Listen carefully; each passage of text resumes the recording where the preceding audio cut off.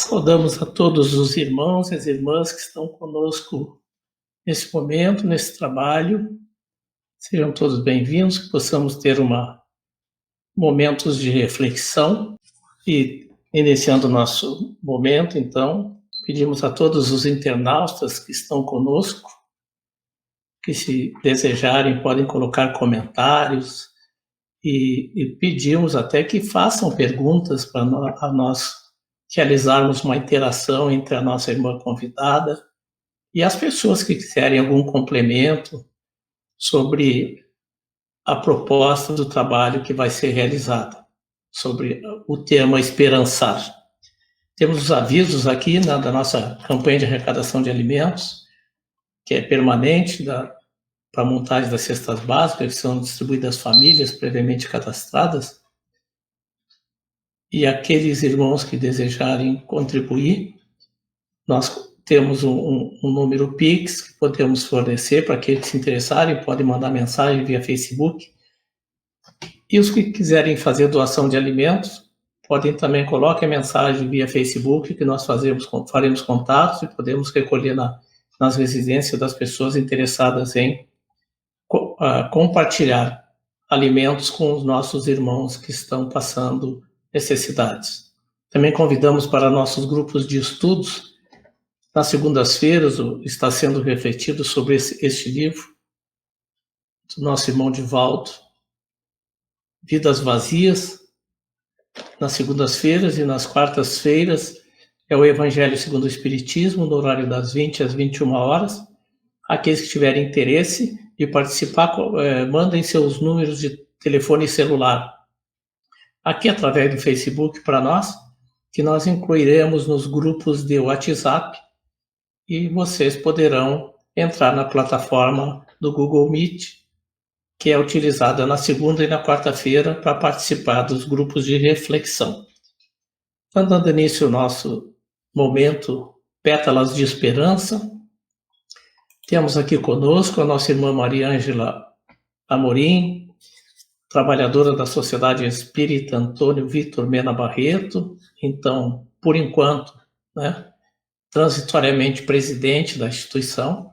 Seja bem-vinda, Maria Ângela, e traga-nos o esperançar, que nós estamos ansiosos por redobrarmos ou triplicarmos as nossas esperanças. Boa noite a todos que nos assistem. Nós agradecemos pelo convite de estarmos unidos por esta tecnologia que nos aproxima dentro deste contexto que estamos aprendendo a viver, distanciados fisicamente, mas próximos através dessas oportunidades tecnológicas. Então, a nossa gratidão a todos vocês que nos acompanham neste momento, que deixaram as suas atividades, os seus compromissos, para compartilhar desta mensagem na noite de hoje.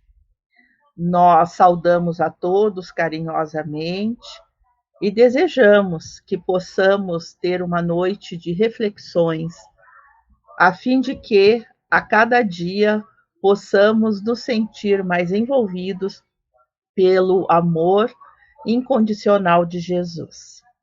Então, o tema que nós escolhemos conversar nesta noite, nós denominamos esperançar. E gostaríamos de ligar este tema com a palavra esperança, porque se nós formos no dicionário procurar o significado de esperança, nós vamos encontrar que esperança significa confiança de que algo bom acontecerá. Então, quando a gente diz eu tenho esperança, normalmente está vinculado uma confiança de que realmente algo muito bom vai acabar acontecendo. Também no dicionário nós vamos encontrar que esperança é uma crença de que um desejo se tornará realidade. Então, quando nós pensamos, eu tenho esperança de que vou me formar, de que vou concluir o meu curso, é essa crença neste desejo de que isso se concretize. Isso a gente também entende como esperança. Esperança também, no dicionário, é dito como aquilo que se relaciona com algo utópico, com uma ilusão. Por exemplo, eu tenho a esperança de que vou ser rico, por exemplo, que eu vou ganhar milhões de dólares. Isso pode ser, né, uma crença, uma confiança em algo que é ilusório, que pode ser uma ilusão, uma utopia. Também esperança, segundo o dicionário, é uma virtude que está relacionada, do ponto de vista religioso, com a fé e a caridade. Esperança, fé e caridade, geralmente, do ponto de vista religioso, são virtudes que estão muito próximas e que estão juntas e que têm relação entre si. Mas esperança pode ser usada como sinônimo para outras situações, como, por exemplo, né, um sinônimo de esperança é espera. Esperança é você esperar. Confiança, como nós já vimos, né, uma expectativa de que algo vai acontecer, a fé de que temos certeza de que isso aconteça e uma perspectiva futura. Então, nós vamos tentar falar de esperança nesse contexto. E aí, a maioria das pessoas entendem que esperança tem a ver com espera. Esperança é esperar. E é sobre isso que eu gostaria de conversar na noite de hoje com vocês. Para ilustrar essa conversa de esperança com esperar, eu gostaria de contar uma história. Contam que um sábio, ele caminhava por uma estrada com os seus discípulos. Na noite anterior, havia chovido muito. A estrada era uma estrada rústica, que não era asfaltada, não era calçada, era uma estrada de chão batido, como a gente chama. Então, era um caminho que estava repleto de obstáculos, de poças d'água, de pedregulhos, em função da noite de chuva, uma chuva muito forte, muito intensa, que tinha acontecido. E era por essa estrada que as pessoas se dirigiam de um vilarejo para outro, e era por isso que o sábio estava acompanhado dos seus discípulos, andando naquele dia por este caminho. Num determinado ponto desta estrada, eles encontraram um mercador.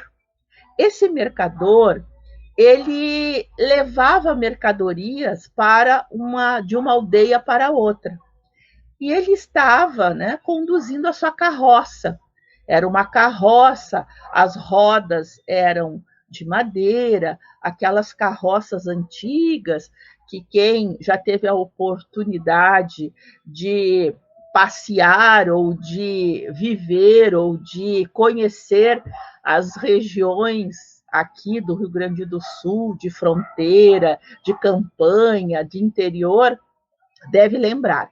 Era uma carroça com as rodas de madeira e que estava lotada de caixas das mercadorias que esse mercador estava conduzindo a uma aldeia próxima. Como a estrada era muito ruim no seu aspecto de trânsito, a roda desta carroça caiu num buraco um buraco profundo que o condutor não percebeu, porque estava cheio d'água, e a roda da carroça, ela atolou neste buraco do barro.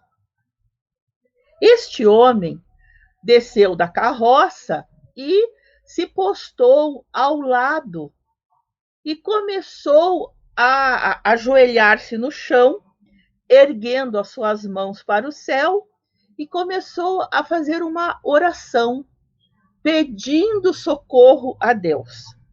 Então, quando o sábio com seus discípulos chegaram junto a esse homem, eles viram essa situação.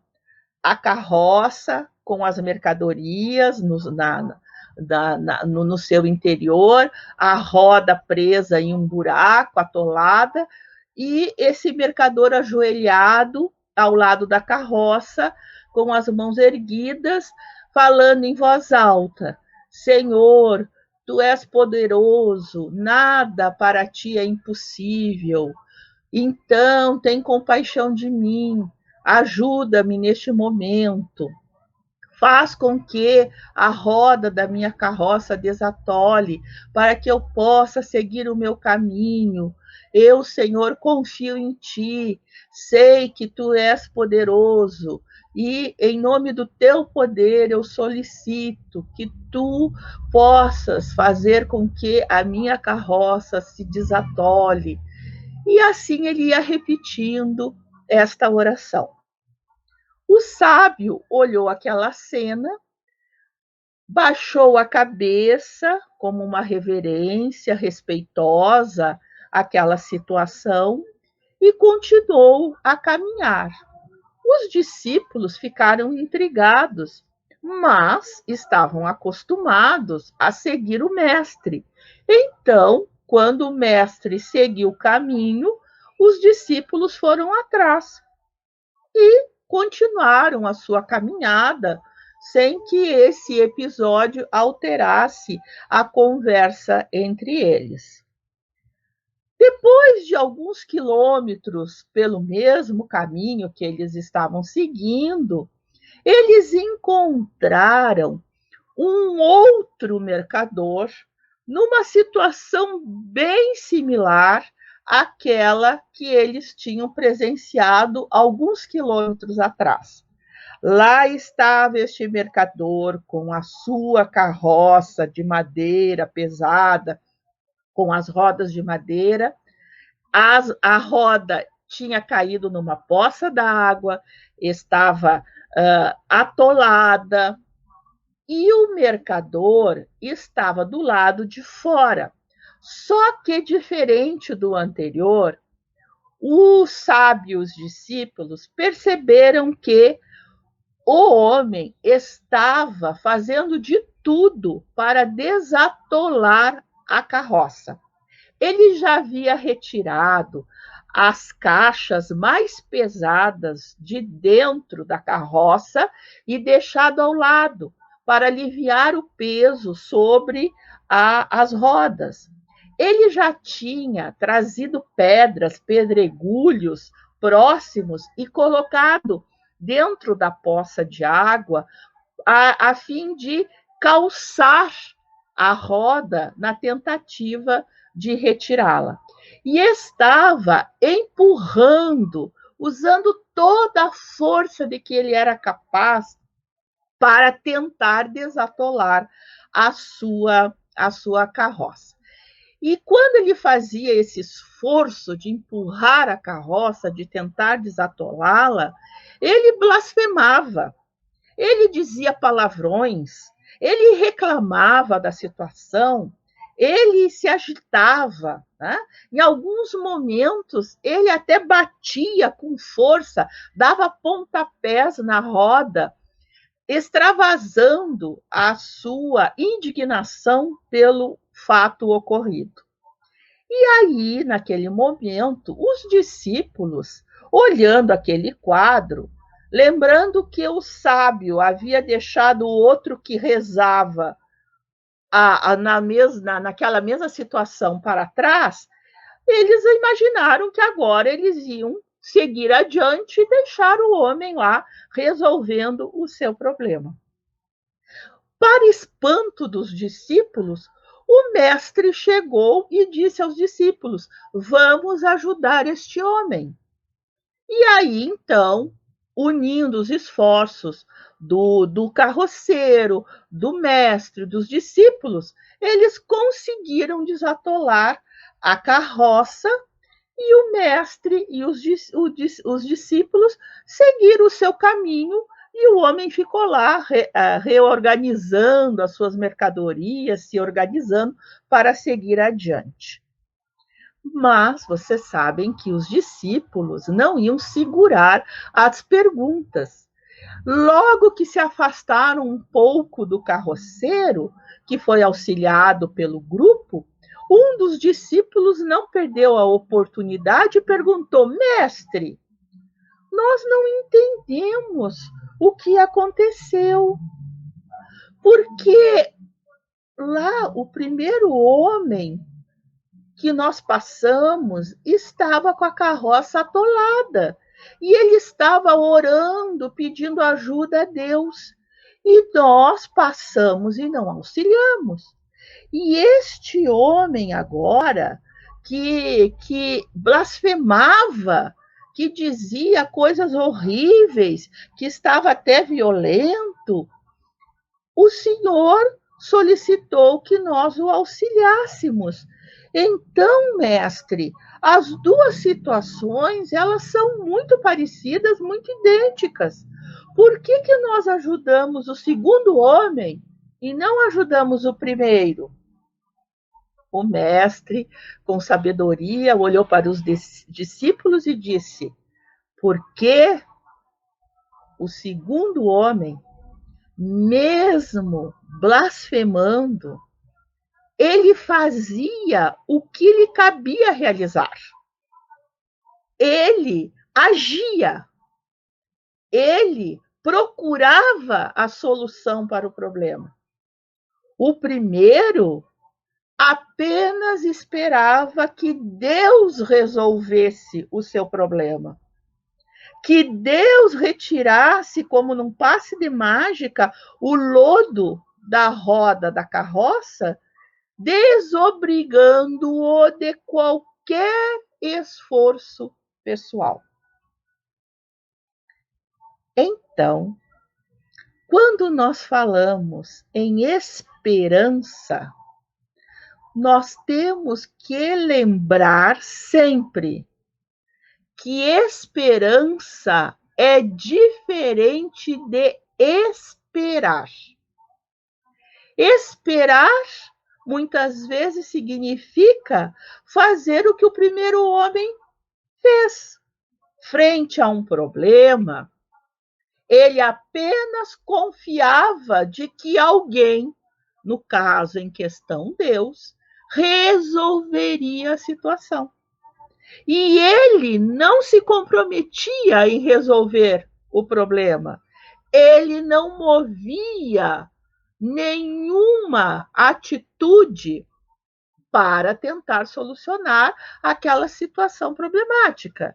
Ele apenas confiava de que algo aconteceria, mas ele não se mobilizava para que isso acontecesse. Então, quando nós conectamos esperança com esperar, a nossa atitude frente às situações que vivenciamos é uma atitude passiva. Nós nos deixamos levar, nós esperamos soluções, mas não nos mobilizamos para solucionar. Quando nós associamos a palavra esperança com o verbo esperançar, aí sim nós vamos entender que esperançar não é ficar esperando, é se levantar, é sair do ponto de conforto, é ir atrás da solução, é construir a solução para o problema, é não desistir, é seguir adiante, é mobilizar-se, é fazer o seu esforço pessoal para mudar a conjuntura que se apresenta. Não é ficar inativo, passivo. Pelo contrário, é ser atuante, é ser ativo, é ser proativo, é agir. Não é apenas reagir, é agir.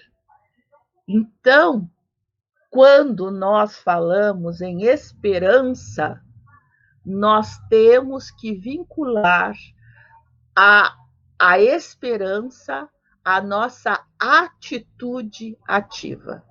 O que nos compete fazer na busca para minimizar, para solucionar, para agir frente a uma situação.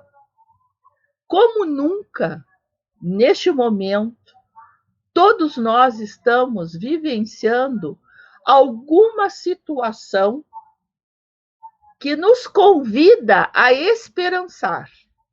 Vejamos, nós temos um micro-organismo biológico que está atuando mundialmente nos seres humanos.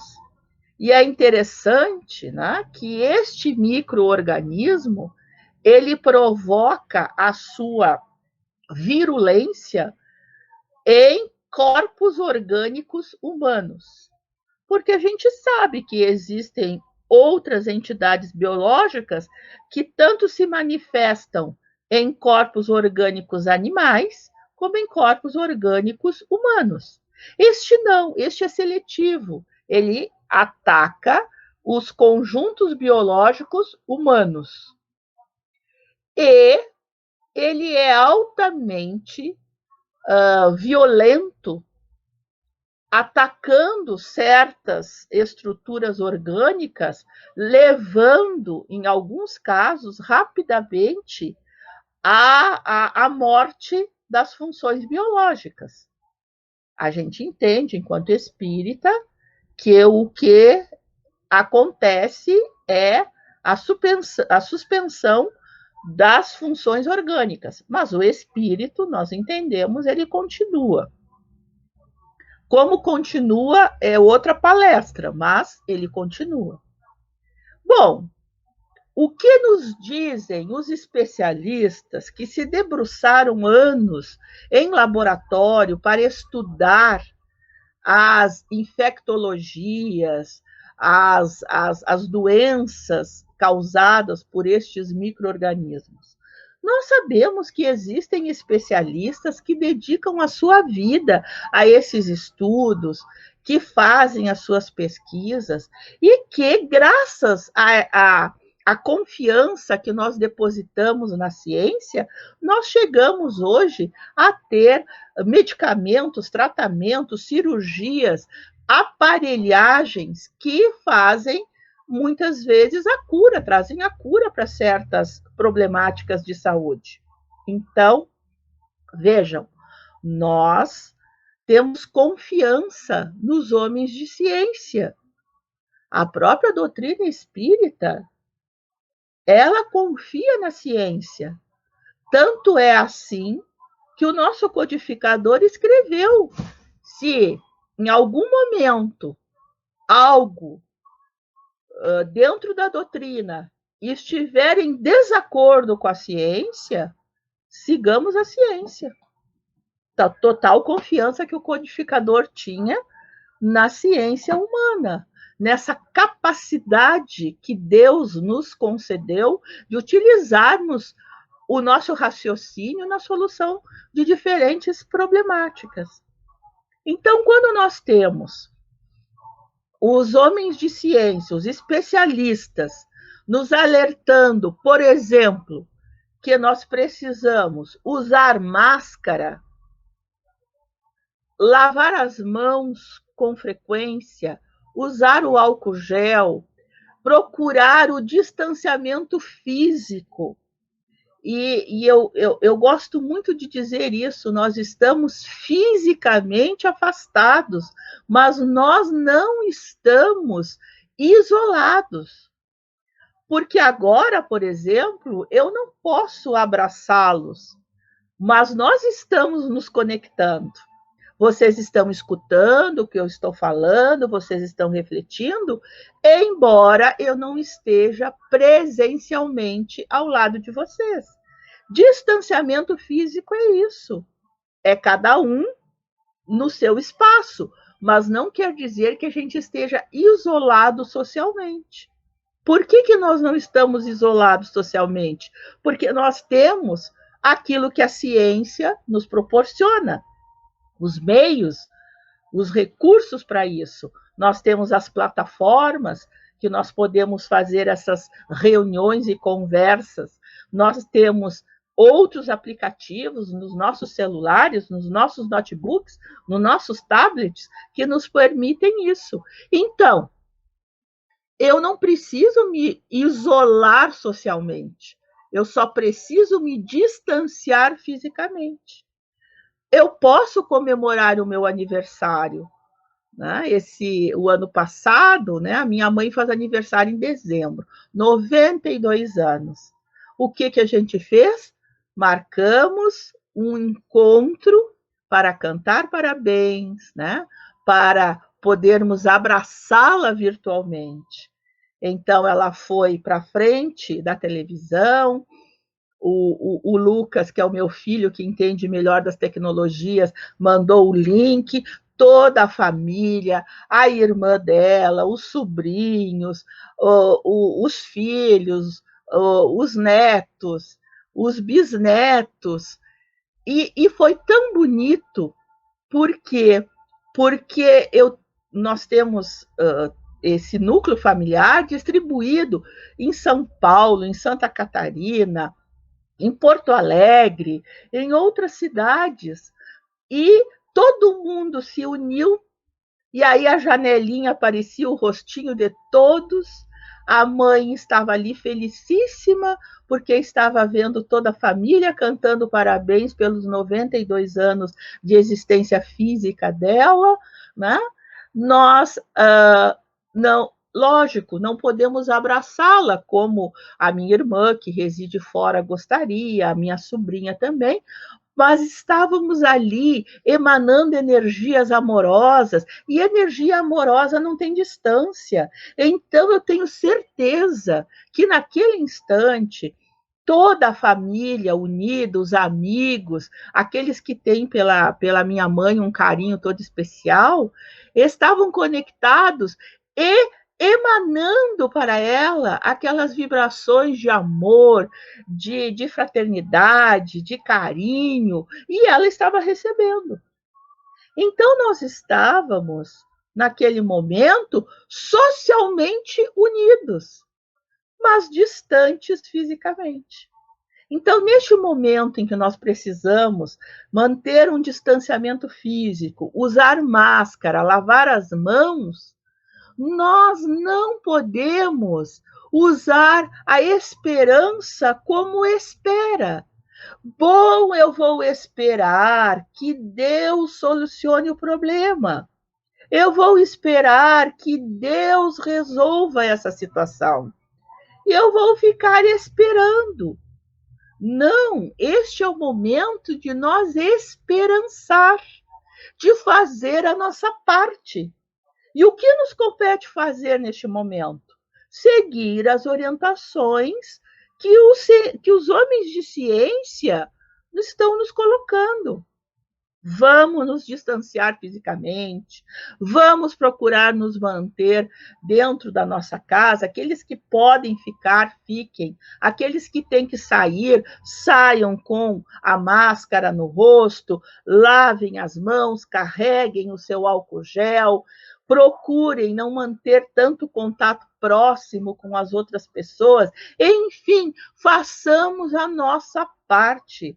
Sejamos proativos, vamos agir e não ficar esperando que Deus ouça as nossas orações e resolva o problema para nós. Não sejamos o homem da primeira carroça, que se ajoelhou no chão, gritando, pedindo socorro a Deus, mas que não estava fazendo nada para solucionar o problema. Em contrapartida, nós precisamos ser o segundo homem. De vez em quando a gente vai blasfemar, vai dizer que está horrível, faz parte do processo, mas nós vamos fazer a nossa parte. Nós vamos agir, nós não vamos ficar única e exclusivamente orando. A oração é importante? É. É necessária? Muito. Mas Deus age nos dando as ferramentas para a nossa ação. Ele não fará por nós. Então, a mensagem que nós gostaríamos de deixar a todos nesta noite é: vamos esperançar. Que a nossa esperança seja ativa, que a nossa esperança seja uma ação concreta para que possamos diminuir esta situação grave, contribuindo para que isso se solucione da melhor forma possível, no tempo mais curto possível. Mas isso só vai acontecer se nós agirmos, se fizermos a nossa parte. Eu agradeço o carinho da atenção de vocês e espero que tenhamos entendido o que é esperançar. Esperançar, Mari, então é verbo, e verbo é ação. Né? Isso. E verbo é ação. Então, temos uma pergunta aqui para Maria Ângela Amorim. Vamos ver se tu consegue ler aí, Mari, senão a gente pode ler por aqui. Sim. Como viver esperança em tempos de pandemia? É isso que nós estávamos falando. Vejamos, se nós nos afastarmos um pouco desse tumulto de emoções, porque nós estamos vivendo numa psicosfera muito carregada. Hoje teve um dia lindíssimo de sol. As nuvens, o céu azul, os raios de sol. Às vezes à noite nós olhamos, uma noite dessas a lua estava esplendorosa, cheia, num céu lindíssimo. E a gente olha e diz, está tudo tão lindo. Mas se nós enxergássemos a psicosfera espiritual, essa beleza não seria tanta assim. Nós sabemos que estamos com pensamentos muito desequilibrados, desordenados. E este desequilíbrio dos nossos pensamentos, de modo geral, em todo o planeta Terra, faz com que a psicosfera fique extremamente carregada. A imagem, para tentarmos explicar como está a nossa psicosfera, é similar àquela quando vem temporal. As nuvens vão ficando escuras, de baixas, né? Ficam numa altura mais baixa na atmosfera, extremamente carregadas, e você olha e pressente que vem chuva grossa, vem temporal por aí. Então é assim que está o nosso planeta.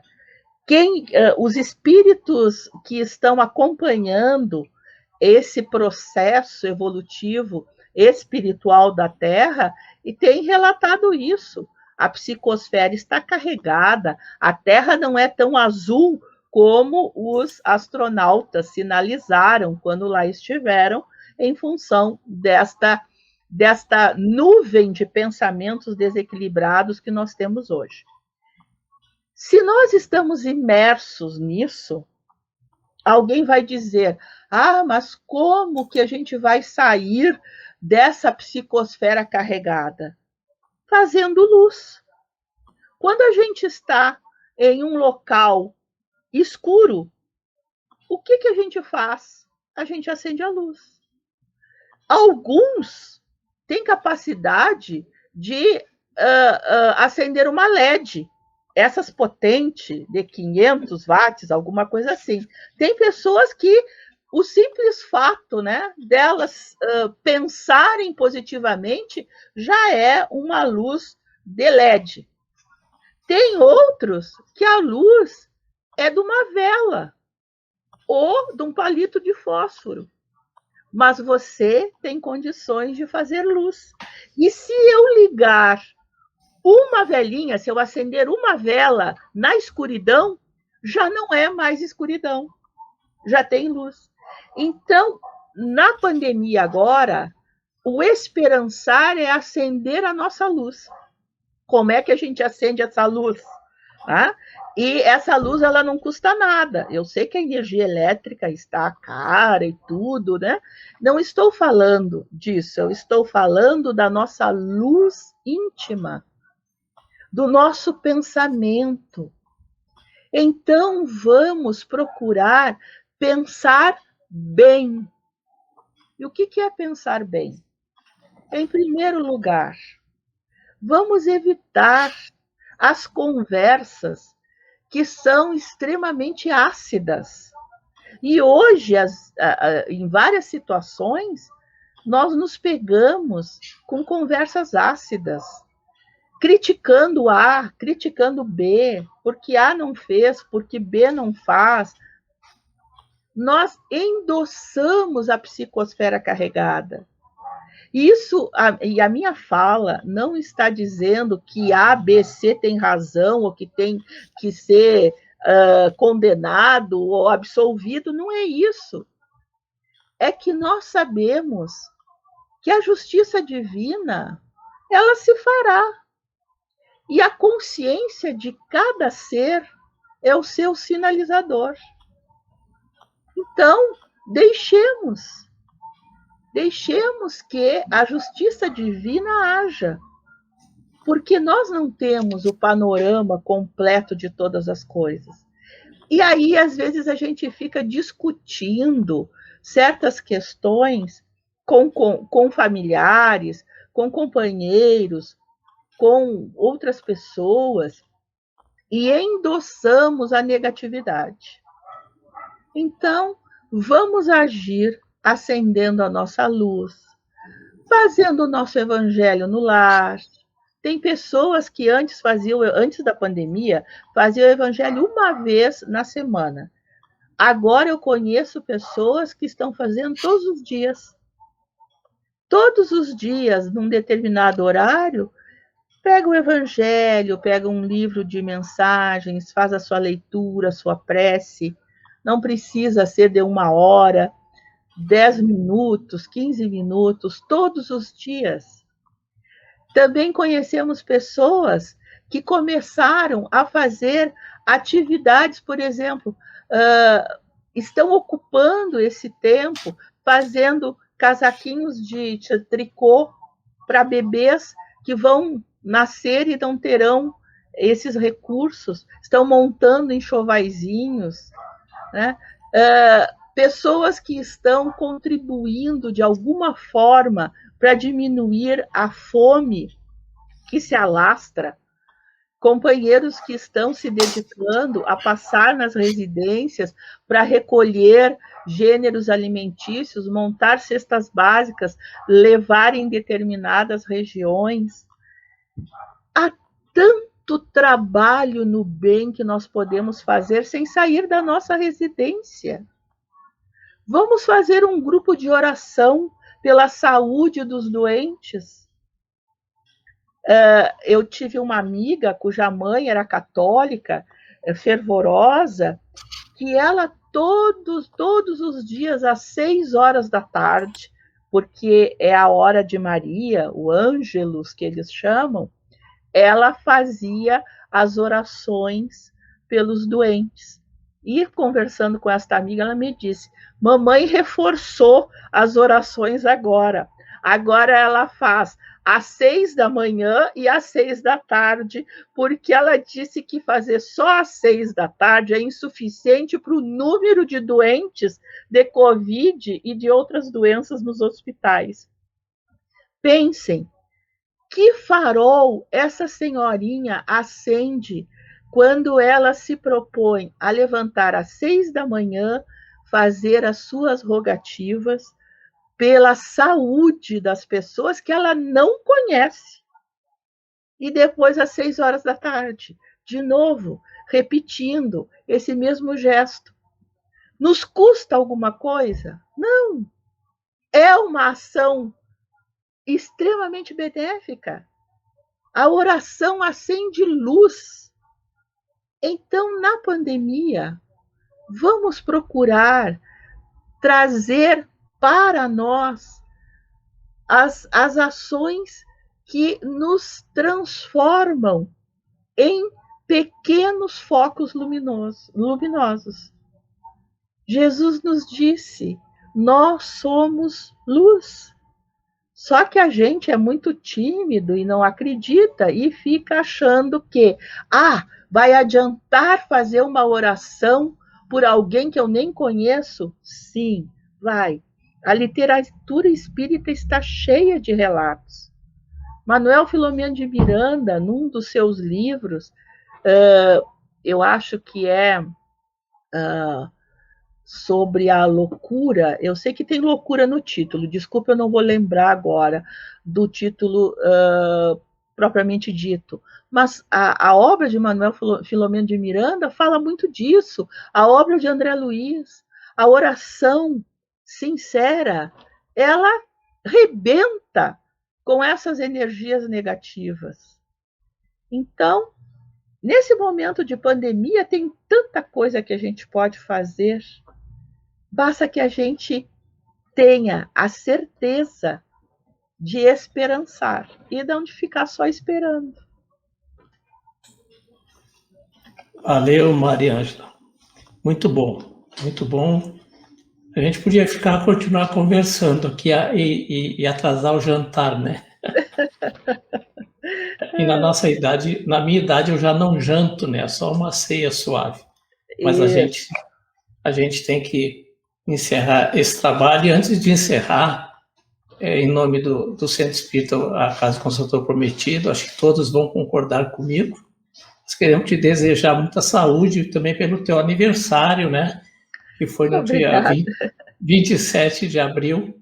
Desejamos muita luz na tua estrada, muita saúde, muita paz para ti, para tua família, que o teu lar seja sempre envolvido em pétalas de esperança.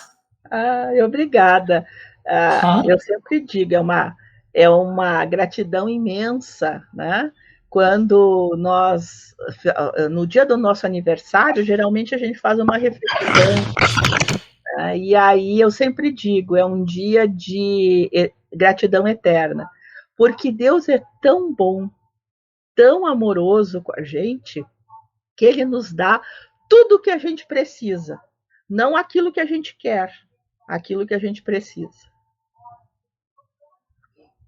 Agradecemos então a Maria Ângela pelo convite, pela exposição que fez e talvez em outra oportunidade voltamos a buscá-la para nos trazer mais essas pétalas de esperança. Eu que agradeço a todos vocês pela lembrança e tenho a certeza que todos os que nos escutam a partir de hoje vão esperançar, vão ter confiança, certeza no amanhã, mas farão a sua parte. Valeu, é isso mesmo. Então, obrigado, Maria Ângela. Então, amigos, nós encerrando então esse momento, queremos deixar o convite, né? Todas as sextas-feiras nós estaremos aqui, sempre com um convidado, para trazer uma reflexão espírita, através da proposta dessa tarefa, trazer esperança para todos nós, a renovação da nossa fé, a nossa confiança no Criador, e a nossa esperança que dias melhores virão, cedo ou tarde, e teremos uma nova rotina na sociedade humana.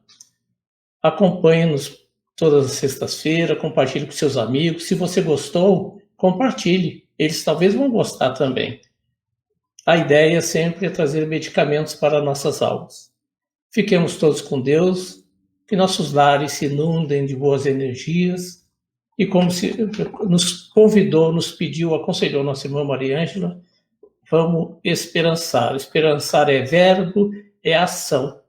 Ação, preencher nossos dias com coisas boas, com bons pensamentos e encerrando todos os dias da nossa existência com uma oração de gratidão a Deus, nosso Pai, que é todo bondade e nos atende conforme as nossas necessidades.